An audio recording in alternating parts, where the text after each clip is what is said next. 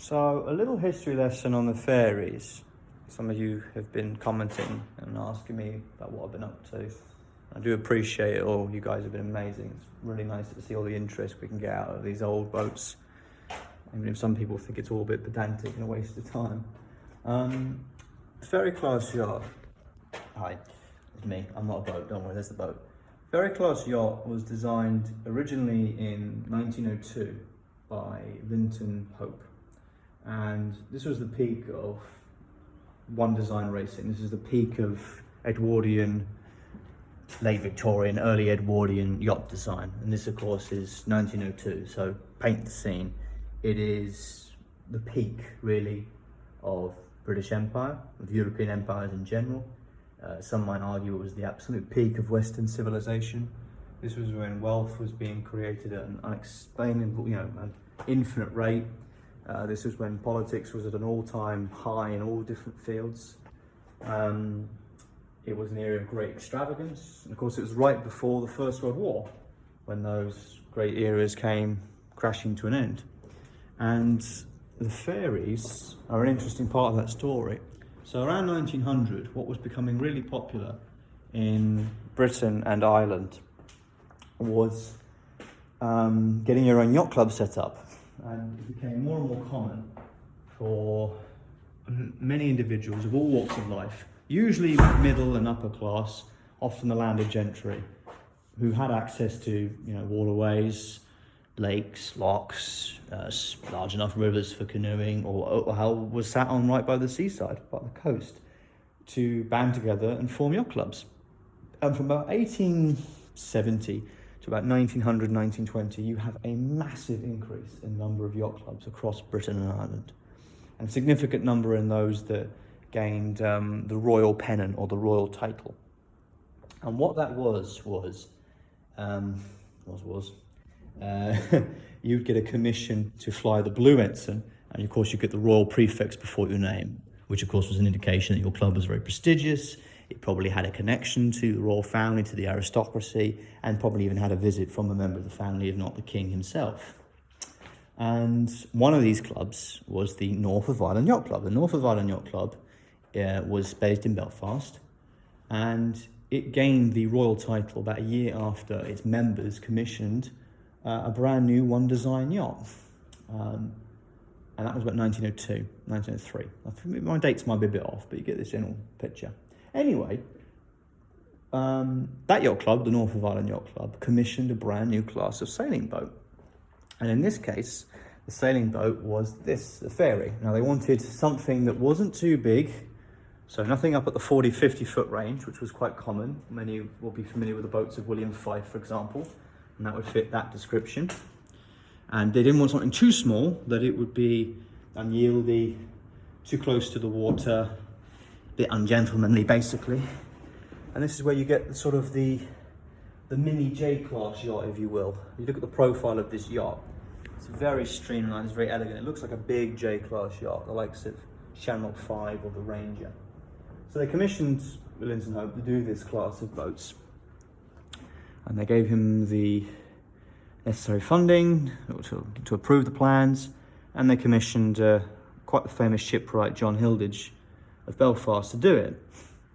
And Hilditch began the work, and I forget the exact numbers, but I think it came to about 14 or 15 ferries were commissioned.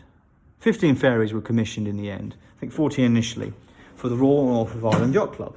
And of course, they'd be doing racing and day cruising and day drinking, and they'd be racing 2-3 times a week in their free time, in their spare time, and as part of the official racing calendar.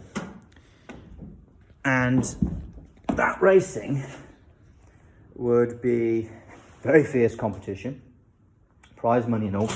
And the members of the Royal North of Ireland would be almost exclusively Protestant and almost exclusively middle, upper class, aristocracy and whatnot.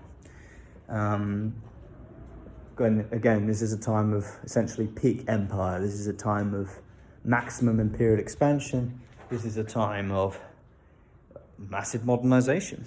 And ferries were very much the essence of that. You need to remember that petrol here, although not a Royal North boat, a separate boat, but still a ferry class yacht. She was being built a couple of years before the Olympic class. The Titanic was being laid down. That gives you a sense of the history, that era of extravagance and grandeur, of class. And that's why it's quite a crucial piece of history to save. And the Royal North was very successful. And a couple of years later, the newly formed Enniskillen Yacht Club here in Fermanagh was formed.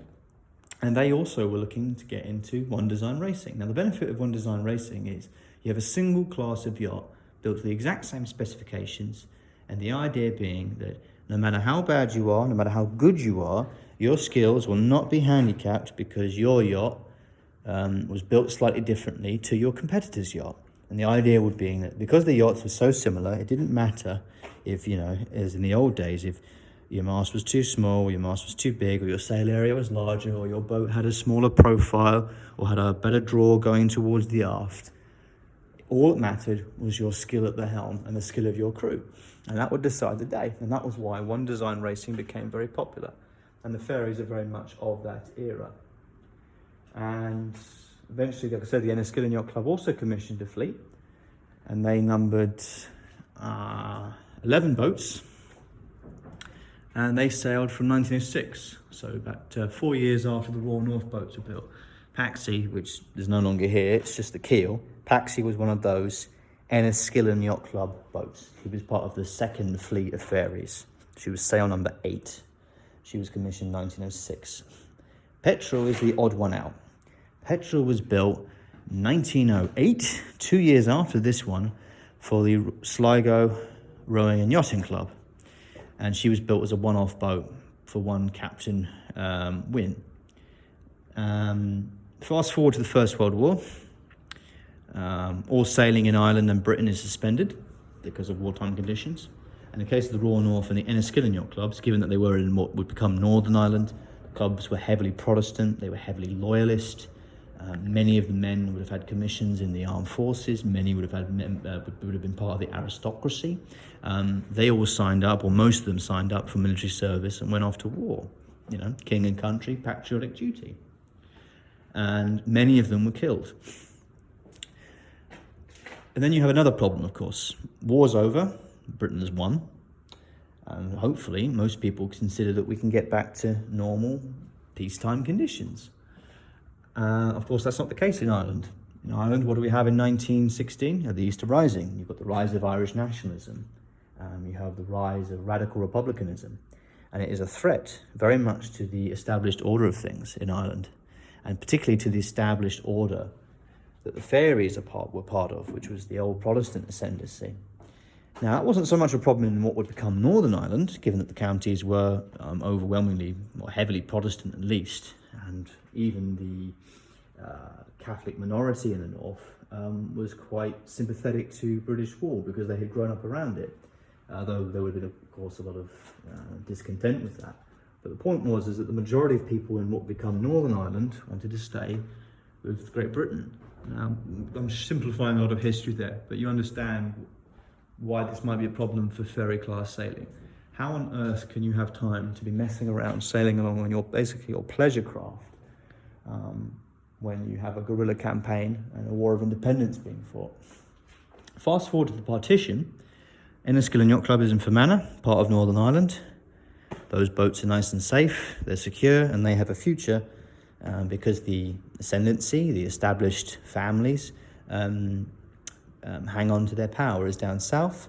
The old Protestant ascendancy, the more upper middle classes, even those of the Catholic extraction, their time really comes to an end because the sudden emergence of an independent free state, or mostly independent free state, means that order is now gone. And of course, the huge land confiscations that occur mean that the days of the aristocracy are numbered down south, and many flee, or they simply just fade in the background, as it were. Petrel was one of those boats that could have been lost to that, because the Winds themselves were the victims of many IRA attacks during the early 1910s, 1918, 1920 onwards, given that they were in Sligo. Although that there was a substantial Protestant minority up in Sligo, particularly the aristocracy, they were completely overwhelmed by what was happening. And of course, Donegal was not kept as part of Northern Ireland. It remained with the Free State.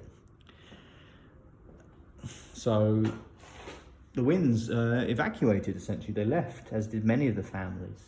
Fled from the south, either came to the north or went back to mainland Britain. And Petrel was sold to one General Harry or Henry Thompson, I forget his first name, but General Thompson, as we've come to know him. He was a Kesh man, born and raised, as we understand, but he was interested in sailing. And we don't know the connection between him and Captain Wynne, but Captain Graham Wynne sold his boat to him. And he bought the boat to Enniskillen, to where the other ferries were, ferries of the Enniskillen Yacht Club. So Petrel, which was a one-off ferry, sailing on her own on Loch Gill, was brought all the way to Fermanagh. Actually not that far when you think about it. And she ended up joining the class there. And that was very much where the mystery was, because for many years, no one could really work out where Petrel came from. There were many rumours that she could have been a previously named ferry class yacht called Faye.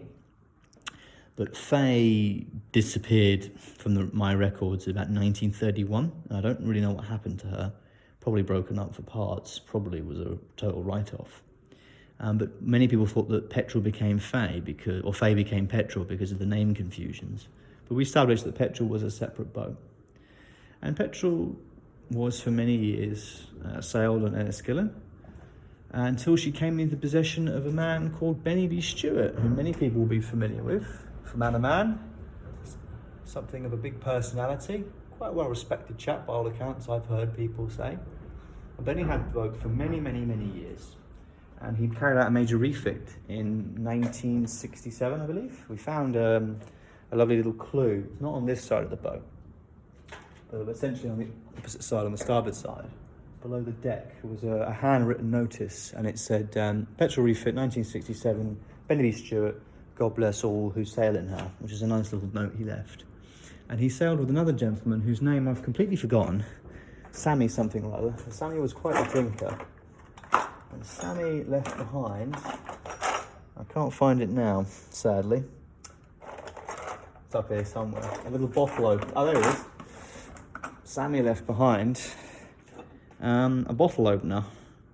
I heard a couple of stories that when you were sailing behind Petrel, if you sailed in her wake, you'd hear a very distinct junk on the outside of your hull, and that was the sound of your boat running over a bottle that Sammy had thrown in the lock.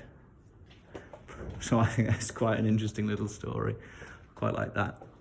But Petrel was sailed for many years, and then about 1988, 89, she finished up sailing. She was in quite bad condition by that point. And Benny was quite an aged man. Sammy had passed away, I think, or wasn't able to sail. And this is a time when the troubles were very much in full swing. Fermanagh's population, I looked at the demographics in the 1960s, Fermanagh's population shrinks by about 20,000 people from about the end of the Second World War to about 1990, and it hasn't really recovered. When these boats were first built, when Paxi was first built, when she was sailing, and indeed Petrel a little bit later on, but when they were sailing in Fermanagh on Loch Earn in the 1920s and 30s, population of the county was about 90,000. Today it's only 60,000, and in the 1970s it dropped about 44,000. There was a massive brain drain and very low birth rate in Fermanagh, in much of Northern Ireland, and there were many reasons for that, as you all know. Many people left Northern Ireland, it wasn't safe, they didn't feel safe. Many people weren't having kids, many people were leaving the smaller counties to go to the big city. And Fermanagh really struggled. In recent years that's turned around, and the county's reputation and image as a sort of beautiful tourist attraction has really increased, and I think that's quite deservedly so. And the local people have been, very resilient in driving that heritage to protect and look after their county. But that was a time when sailing wasn't really a priority for people anymore. And sailing did go on. Life went on as normal, of course, but it was nothing like the heydays of the 1900s and 1920s. But recent years, sailing is becoming more popular. Fermanagh's population has increased. More people are becoming interested in outdoor activities. And the new technology that we have at our fingertips has enabled these restorations to take place. Petrel, when we found her, was in very good condition. But, and there's a but, if we had left her another 10 years, she probably would have collapsed in on herself as Paxi was beginning to fall apart. Unfortunately, you can put off doing the boats as long as you like, but eventually they return to nature. And it's only a matter of time before they essentially disintegrate. But after many years, the work's going well. We are now back on track, and hopefully we'll have this little piece of history to share with you guys.